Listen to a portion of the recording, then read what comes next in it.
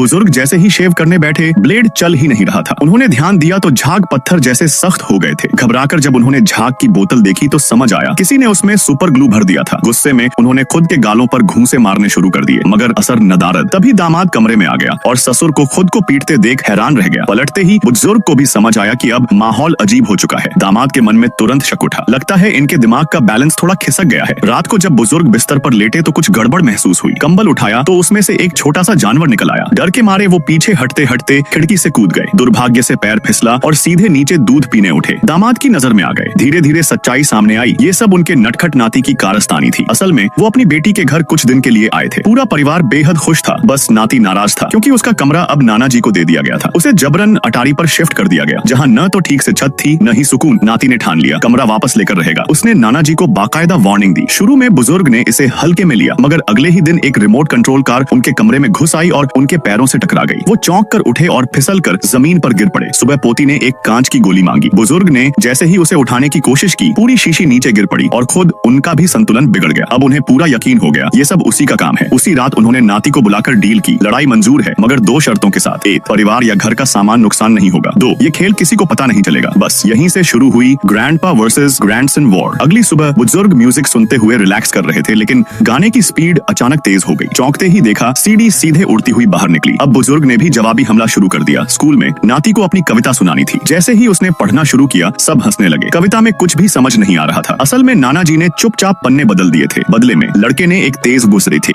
जलन वाली दवा कुकीज पर लगाई और उस पर लिखा फॉर ग्रैंडपा। मगर रात में पापा ने गलती से कुकी खा ली और बुरी तरह खांसने लगे। इसका अगला पार्ट देखने के लिए चैनल को सब्सक्राइब कर लेना।